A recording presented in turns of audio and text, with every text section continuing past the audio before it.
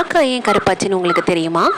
ஆமாம், முன்னாடி எல்லாம் காக்கைகள் ரொம்ப வெள்ளையாகவும் சூரியன் வரைக்கும் பறக்கக்கூடிய ஆற்றல் பெற்றவைகளாகவும் இருந்தன.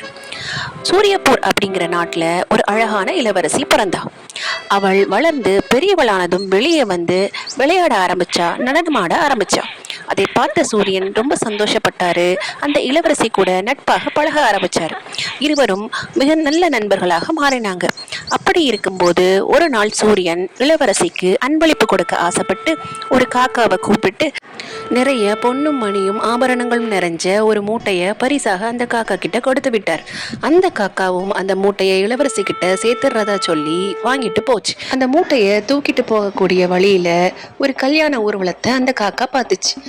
அந்த ஊர்வலத்தில் ஏராளமான பலகாரங்கள் வச்சுருந்தாங்க. அதை பார்த்ததும் ஆசைப்பட்ட காக்கா இந்த மூட்டையை ஒரு மரத்து மேலே வச்சுட்டு அந்த பலகாரங்களை சாப்பிட போச்சு. அந்த நேரத்தில் ஒரு மனிதன் அந்த மூட்டையில் இருக்கிற பொண்ணு மணியெல்லாம் பார்த்து ரொம்ப ஆசைப்பட்டு அந்த பரிசு மூட்டைக்கு பதிலாக குப்பைகள் நிறைந்த ஒரு மூட்டையை மாற்றி வச்சுட்டான்.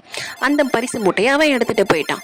காக்காவும் தெரியாமல் அந்த குப்பைகள் நிறைந்த மூட்டையை எடுத்துகிட்டு போய் இளவரசி கையில் கொடுத்தது. இளவரசி அதை பார்த்து மிகுந்த கோவப்பட்டு அதை தூக்கி எறிஞ்சிட்டு, இந்த சூரியனுக்கு என் மேலே அன்பில்லை அப்படின்னு சொல்லி கோபமாக கிளம்பி போயிட்டா. விஷயத்தை கேள்விப்பட்ட சூரியன் காக்காவை கோபமாக பார்க்க அந்த காக்கா கருப்பாக மாறிடுச்சு. அதிலிருந்து காக்கா எப்பவும் கருப்பாக இருக்கு. சூரியன் வெகு தொலைவுக்கு போயிருச்சு.